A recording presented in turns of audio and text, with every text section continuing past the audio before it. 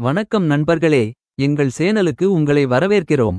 உங்கள் வீட்டிற்கு பணம் வருகிறது, ஆனால் அது தங்குவதில்லையா? பலமுறை முயற்சி செய்தும் நிதி பிரச்சனைகள் தொடர்கின்றனவா? ஒருவேளை லட்சுமி தேவி உங்கள் வீட்டிற்குள் நுழைவதைத் தடுக்கும் சில தவறுகளை நீங்கள் அறியாமலேயே செய்து கொண்டிருக்கலாம். இன்றைய வீடியோவில் லட்சுமி தேவி ஒருபோதும் தங்காத 3 வகையான வீடுகள் மற்றும் பழக்கவழக்கங்களைப் பற்றி நாங்கள் உங்களுக்கு சொல்லப்போகிறோம். இந்த தவறுகளை நீங்கள் சரியான நேரத்தில் சரிசெய்தால் செல்வம், மகிழ்ச்சி மற்றும் செழிப்பு உங்கள் வாழ்க்கையில் வரத் தொடங்கும். எனவே வீடியோவை இறுதிவரை பார்க்க தவறாதீர்கள், ஏனென்றால் ஒரு சிறிய தவறு கூட உங்கள் அதிர்ஷ்டத்தை தடுக்கக்கூடும். சனாதன மரபில் லட்சுமி தேவி செல்வத்தின் தெய்வமாக மட்டுமல்லாமல் மகிழ்ச்சி, அமைதி, செழிப்பு, நல்ல அதிர்ஷ்டம் மற்றும் நேர்மறை ஆற்றலின் அதிதேவதையாகவும் கருதப்படுகிறார். ஒவ்வொருவரும் தங்கள் வீட்டில் லட்சுமி நிரந்தரமாக வசிக்க வேண்டும் என்று விரும்புகிறார்கள். ஆனால் சாஸ்திரங்கள் மற்றும் அனுபவத்தின்படி லட்சுமி எல்லா வீடுகளிலும் தங்குவதில்லை. சில பழக்கவழக்கங்கள், தவறுகள் மற்றும் எதிர்மறை போக்குகள் லட்சுமி தேவி வீட்டு வாசலுக்கே வந்த பிறகும் திரும்பிச் செல்ல காரணமாக அமையலாம். இது வெறும் மத நம்பிக்கை மட்டுமல்ல, வாழ்க்கையின் நடைமுறை மற்றும் ஆற்றல் சமநிலை தொடர்பான ஒரு ஆழமான உண்மையாகும். இந்த தவறுகளை நாம் புரிந்துகொண்டு சரியான நேரத்தில் அவற்றை சரிசெய்தால் நம் வாழ்வில் மகிழ்ச்சியையும் செழிப்பையும் நிரந்தரமாக்க முடியும். முதல் வகை வீடு என்பது அழுக்கு, ஒழுங்கின்மை மற்றும் அசுத்தம் நிறைந்த வீடாகும். லட்சுமி தேவி தூய்மையை மிகவும் விரும்புகிறார், மேலும் தூய்மை இல்லாத இடத்தில் நேர்மறை ஆற்றல் நிலைக்க முடியாது. ஒரு வீடு தேவையற்ற பொருட்கள், தூசி, குப்பைகள் மற்றும் உடைந்த பொருட்களால் நிறைந்திருக்கும் போது அது எதிர்மறை ஆற்றலை ஈர்க்கிறது. குறிப்பாக பிரதான நுழைவாயில், சமையலறை மற்றும் பூஜை அறை ஆகியவை அழுக்காக இருந்தால் அவை லட்சுமியின் வருகைக்கு ஒரு பெரிய தடையாக அமைகின்றன. பலர் தங்கள் வீடுகளை வெளிப்புறத்தில் அழகாக காட்டினாலும் உட்புறத்தை தேவையற்ற பொருட்களால் நிரப்பி வைத்திருக்கிறார்கள். இது படிப்படியாக நிதி மற்றும் மனப்பிரச்சனைகளுக்கு வழிவகுக்கிறது. தூய்மை என்பது வெறும் வெளித்தோற்றத்திற்காக மட்டுமல்ல, அது ஆற்றல் ஓட்டத்திற்காகவும் என்பதை புரிந்துகொள்வது அவசியம். ஒரு வீடு சுத்தமாகவும் நேர்த்தியாகவும் இருக்கும்போது நேர்மறை ஆற்றல் தானாகவே பாய்ந்து லட்சுமியை ஈர்க்கிறது. மற்றொரு வகை வீடு என்பது சண்டை, பிணக்கு மற்றும் எதிர்மறை சூழல் நிலவும் வீடாகும்.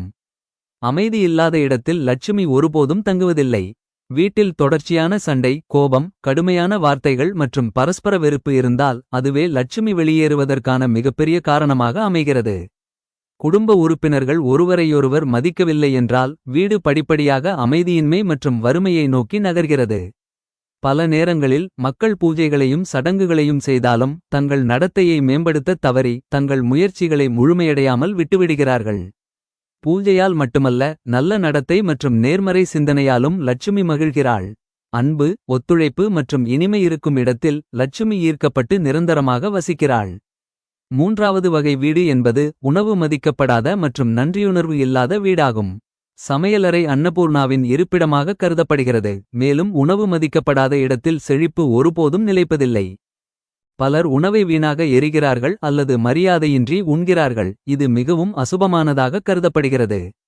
உணவை அவமதிப்பது லட்சுமி தேவிக்கு செய்யப்படும் நேரடி அவமதிப்பாக கருதப்படுகிறது, ஏனெனில் உணவே வாழ்வின் அடித்தளம். மேலும் தொடர்ந்து அதிருப்தியுடன் இருப்பவர், குறை கூறுபவர் மற்றும் தன்னிடம் உள்ளவற்றிற்கு நன்றியை வெளிப்படுத்தாதவர் லட்சுமியின் ஆசீர்வாதங்களையும் இழக்கிறார். நன்றியுணர்வு செழிப்பை ஈர்க்கும் ஒரு உணர்வு, அதே சமயம் அதிருப்தியும் பேராசையும் ஒருவரை தொடர்ந்து பற்றாக்குறை நிலையில் வைத்திருக்கின்றன. இந்த 3 வகையான வீடுகளை தாண்டி மக்கள் தங்களுக்கு தெரியாமலேயே செய்யும் சில பொதுவான தவறுகள் அவர்களின் வாழ்க்கையை பாதிக்கின்றன.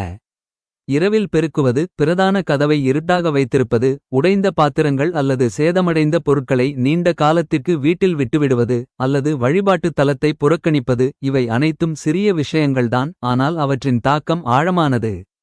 வீடு எப்போதும் மங்கலான வெளிச்சத்துடனும் நறுமணத்துடனும் சுத்தமாகவும் இருக்க வேண்டும், ஏனெனில் இது நேர்மறை ஆற்றலை அதிகரிக்கிறது. கூடுதலாக ஒருவர் தனது செயல்களில் கவனம் செலுத்துவது முக்கியம். தவறான வழிகளில் சம்பாதித்த செல்வம் ஒருபோதும் நிரந்தரமானது அல்ல, அது இறுதியில் சிக்கல்களுக்கே வழிவகுக்கும். உங்கள் வீட்டில் லட்சுமி நிரந்தரமாக வசிக்க வேண்டுமென்றால் நீங்கள் நேர்மை, கடின உழைப்பு மற்றும் உண்மையின் பாதையை பின்பற்ற வேண்டும். இது வெறும் மத போதனை மட்டுமல்ல, வாழ்க்கையின் ஒரு அடிப்படை கொள்கையாகும்.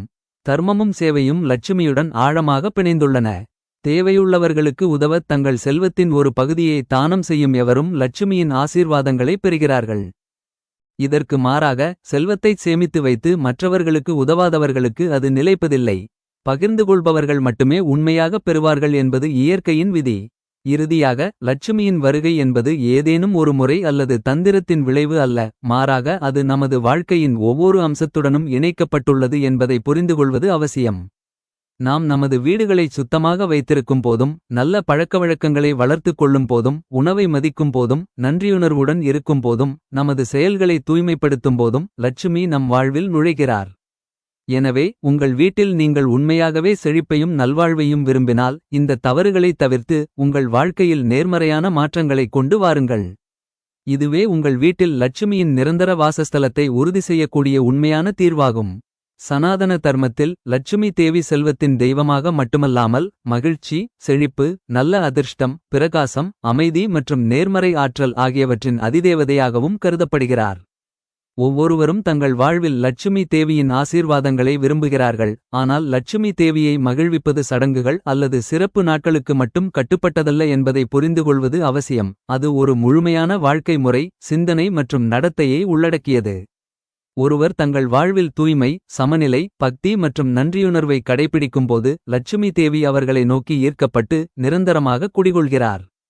முதல் மற்றும் மிக முக்கியமான படி தூய்மையும் சுத்தமும் ஆகும். லட்சுமி தேவி சுத்தமான இடங்களை விரும்புகிறார், எனவே வீட்டை தவறாமல் சுத்தம் செய்வது அவசியம். காலையில் எழுந்து வீட்டைப் பெருக்கி, தூசியை அகற்றி, சூழலை புத்துணர்ச்சியுடன் வைத்திருப்பது நேர்மறை ஆற்றலை ஊக்குவிக்கிறது.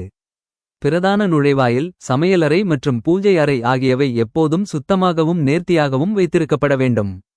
அழுக்கும் தேவையற்ற பொருட்களும் எதிர்மறை ஆற்றலின் ஓட்டத்தை அதிகரித்து லட்சுமியின் நுழைவை தடுக்கின்றன. எனவே லட்சுமி உங்கள் வீட்டிற்கு வர வேண்டும் என்று நீங்கள் விரும்பினால், முதலில் உங்கள் வீட்டை சுத்தமாகவும் அழகாகவும் வைத்திருங்கள்.